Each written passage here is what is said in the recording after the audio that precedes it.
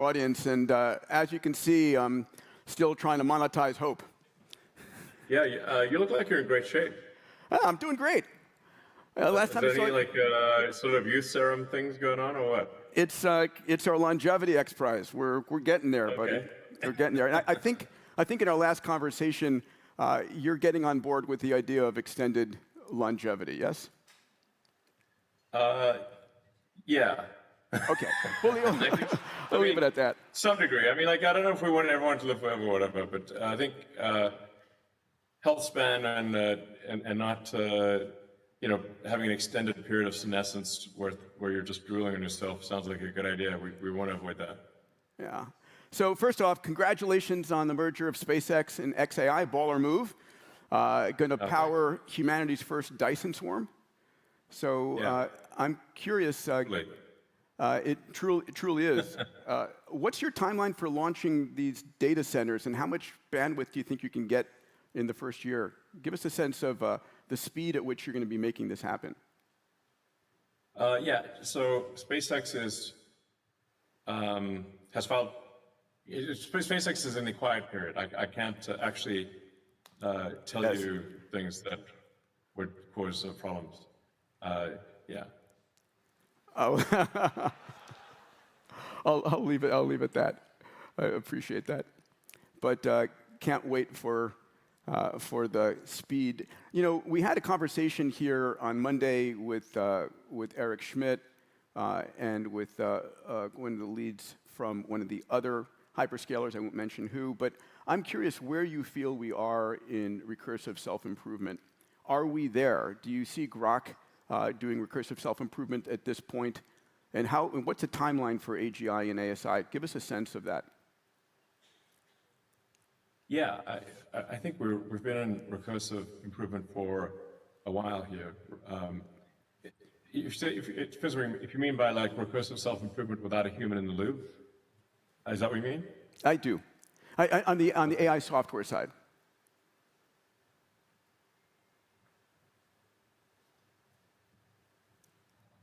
I mean, humans are gradually getting less and less in the loop on the recursive self-improvement. So, every successive model is built by the one before it. So that is happening to a large degree, but it's not yet fully automated. It may be there end of this year, but not later than next year. Do you see a hard takeoff at that point? We're in the hard takeoff. Okay. Right now. Yes. I mean, look at, at this point, I go to sleep, there's some massive AI breakthrough, and when I wake up, there's another one. Yes. Yeah, it's hard to keep track, honestly. It's a bit of a head spinner. Yeah, well, I think a lot of the head spinning is happening from you, too. Yeah. Well, Grok's doing pretty well, and in some metrics, by some metrics, it's the best. For example, it's the best at predicting things, which is arguably the best metric for intelligence. The new Grok 4.20 is really good. We're currently behind on coding. The reason I was a bit late for this was that I was just in a giant sort of all hands on coding, just going through all of the things that need to happen to essentially catch up and exceed our competitors on coding, which I think we'll do. I feel we should probably get there by the middle of this year, and then I think people don't quite understand just how much intelligence there will be, or just how far it will exceed human intelligence to a degree that is impossible to fully understand. But you can still imagine a situation where let's say 1 million times more energy is harnessed than all of Earth's current electricity usage. That would still only be roughly 1 millionth of the sun's energy output. So essentially, if you increase Earth's economy by a factor of 1 million, it's still roughly a trillion. Since we're a trillionth of the sun's energy, if you increase Earth's economy in terms of electricity usage by roughly 1 million, you will be roughly 1/1,000,000th only of the sun's energy harnessed.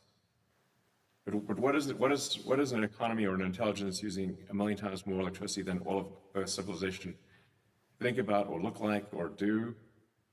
It's going to be something pretty magnificent. The challenge will be even vaguely appreciating that level of intelligence. But it's safe to say it will solve everything you can possibly think of. Yes. Longevity being, certainly one of them. I do enjoy your unrelenting optimism. Thank you, pal. I see you've Hope.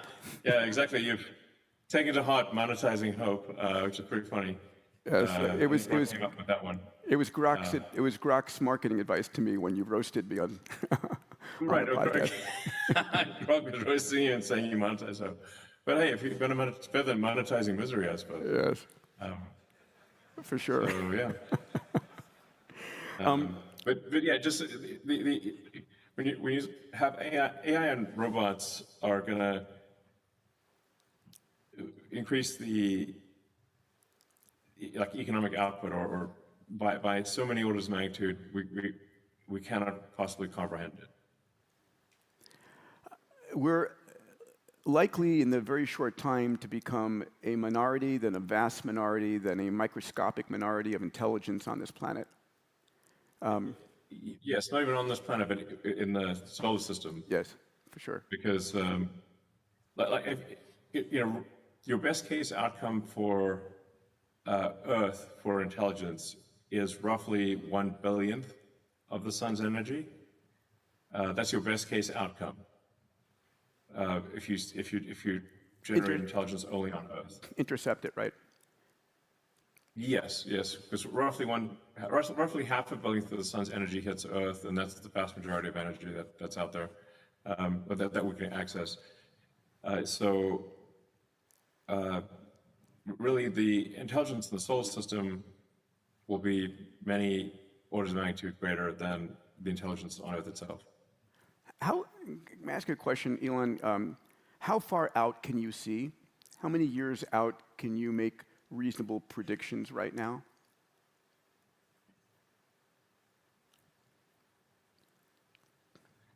It's hard to predict the path exactly, especially because often things are kind of an S curve or a series of S curves where it starts off slow, grows exponentially, hits the linear zone, and then goes logarithmic.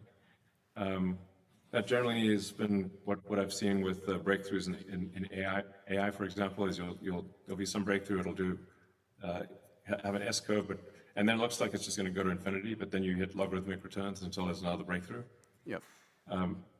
So progress in AI is just a sort of series of sort of overlapping S curves or connected S curves.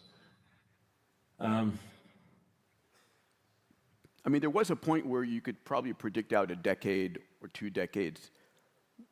What are your thoughts now? Yeah.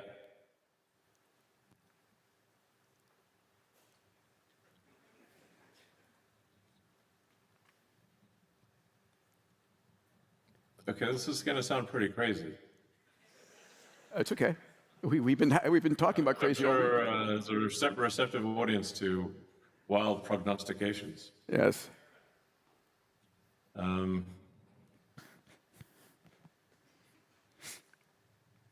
I'd say the economy is 10 times its current size in 10 years. Greater than. Okay. Yeah, It's really saying something. Yeah, you'd said triple-digit growth in 5+ years from now on GDP, and 10x the economy. But in terms of your ability, I feel like that's a 10x in roughly 10 years. I feel is actually a fairly comfortable prediction. With there's obviously if there's like World War III or something, that could put a kink in those plans or those expectations. Yeah. But in the absence of World War III, if current trends continue, I would say the economy 10x's in 10 years. Love it. Can you give us we had a bunch And we'll have a base on the moon. Yes. And we'll have people on Mars. And we'll have mass drivers on the moon. Yes. I think so. In 10 years, I think we'll have a mass driver on the moon in 10 years. I love it. Gerard K. O'Neill's vision being fulfilled. We had 4 robots on stage here this year at the Abundance Summit. I look forward to Optimus. I'm curious, Optimus 3 timeline, and in particular, when can I buy 1 or 2? When do you expect Optimus to go into commercial for commercial sale, or will you be leasing it? Well, we're in the final stages of completion of Optimus 3, which is really going to be by far the most advanced robot in the world. Nothing's even close. Yeah. In fact, I haven't even seen any demos of robots that are as good as Optimus 3, frankly. Maybe they're out there or they're secret or something, I don't know. But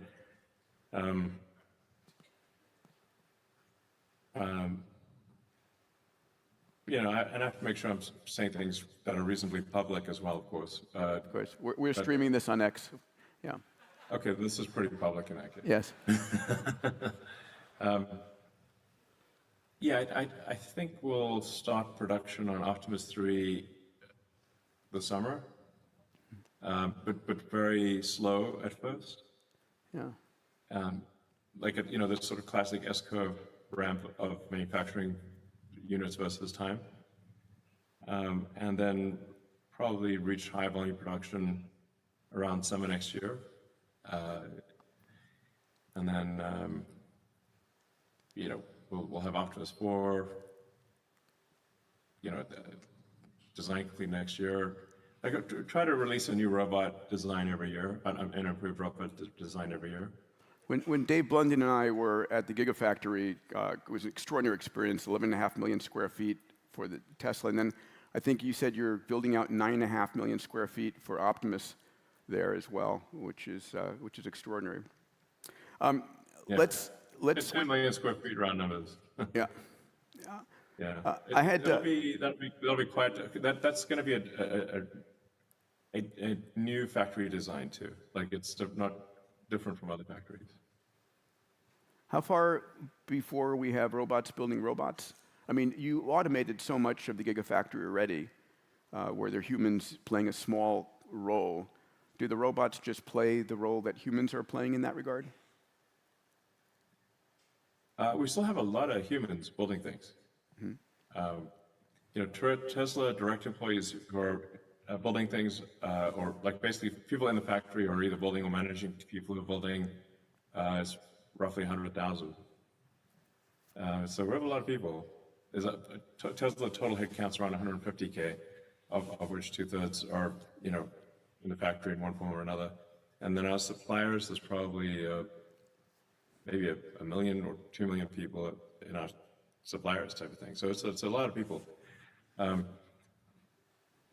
What we do expect is that the output per person at Tesla becomes very, very high.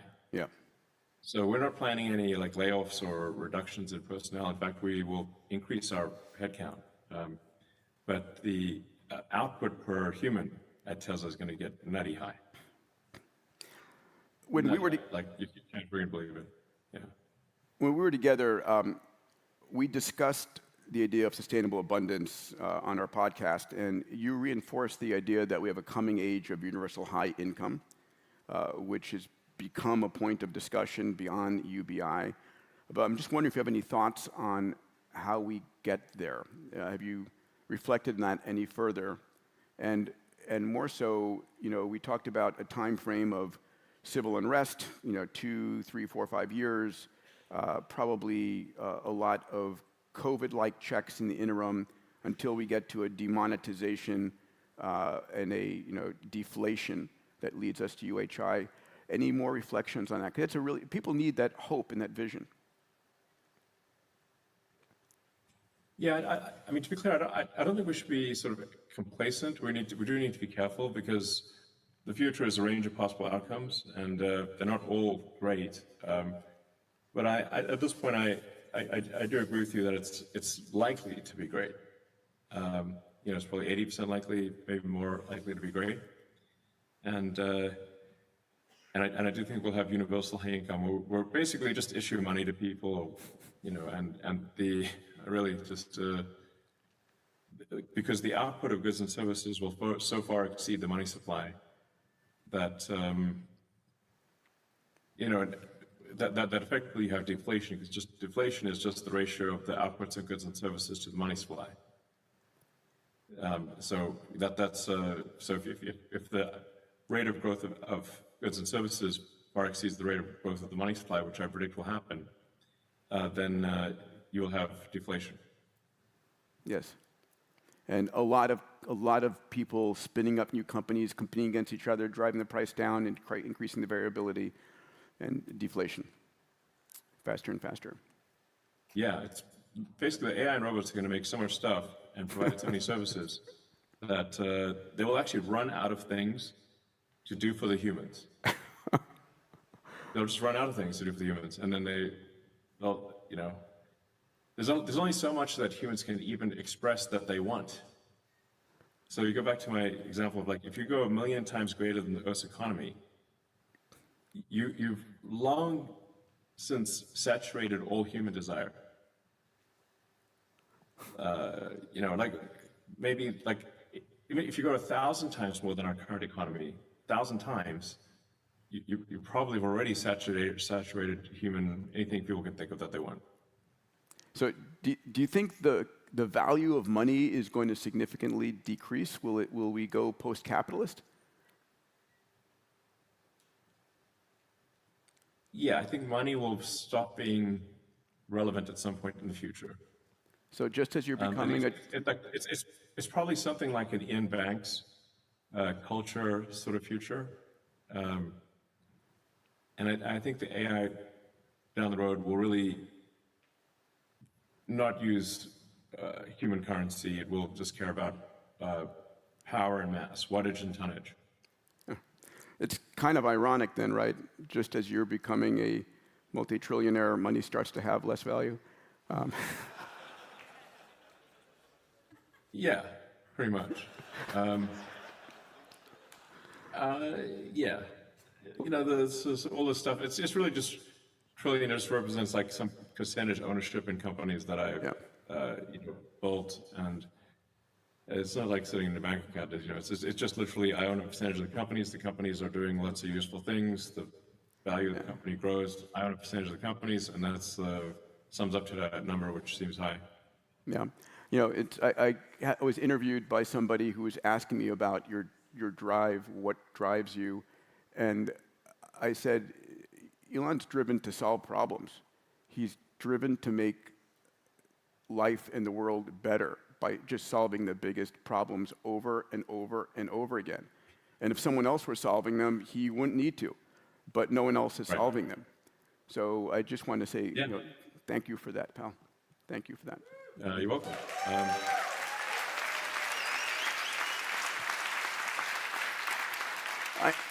I am curious, do you think that democracy and our modern institutions can keep up with this supersonic tsunami coming our way?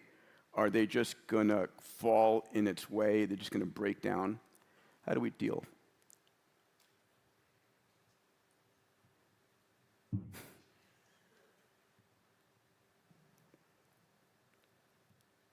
I mean, it's called the singularity for a reason, which is that it's hard to predict what happens in the singularity. I mean, Grok's logo is the singularity. I love it. It's a beautiful logo behind you, by the way. It's gorgeous. Yeah, thank you. Yeah. It's sort of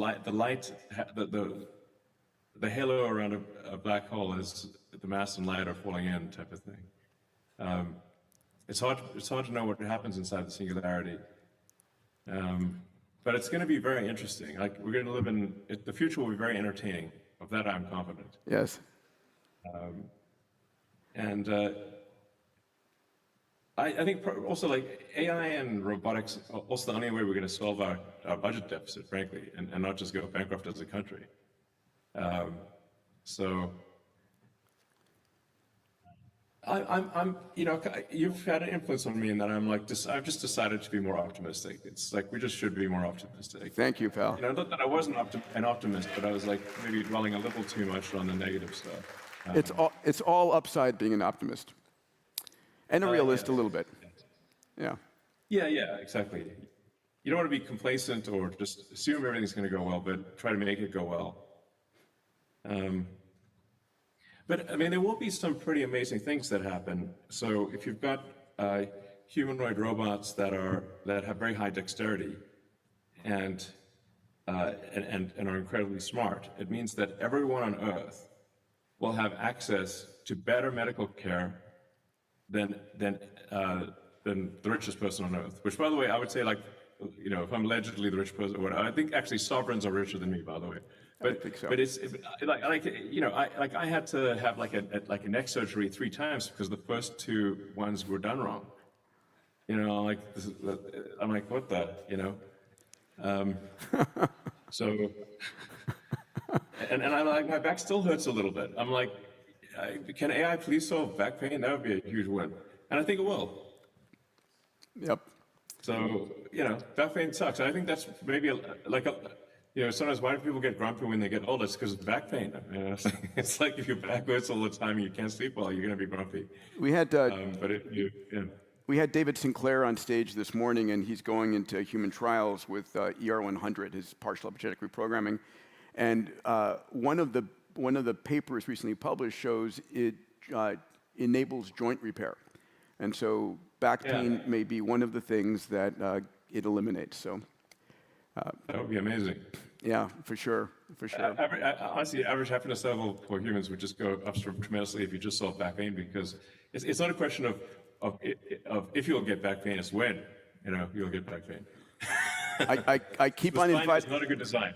I keep on inviting you to come down to Fountain Life in Dallas. We'll help you out, but sometime when you have time. Well, do you have like I understand like you can get like MRI and CAT scans and everything, but like what do you do with that? You know, it's like happy to send you the list. I'll DM you the list of therapeutics. Serum or something? Yeah, exactly. You know, listen, you've been so generous. Next up on stage with me is another great moonshot entrepreneur, Ben Lamb, who runs Colossal, the de-extinction company. You know, the woolly mammoth and 15 other species. I heard you say you might want a mini woolly mammoth. Is that true? Yeah, I think it would be really cool to have a pet miniature woolly mammoth. That'd be pretty epic. Okay, I'll pit a word in for you with Ben. That'd be adorable. Little things just running around, trumpeting away, and it's like, look at that. It's be a great little pet. Amazing. And also, can somebody please do Jurassic Park in real life? Yeah, well, I'd definitely go, even if there was some risk of death. It'd be super cool. I think if anybody's going to do that, it's Ben Lamb in Colossal. He's engineering living life products. Someone asked him recently if he could make a Pikachu, and he said probably. Yeah. Well, Jurassic World, whatever, that would be great. All right, I'll ask him. Yeah. Elon, so grateful for you coming and joining us and sharing. Thank you, my friend. Let's give it up for Elon Musk. Guys.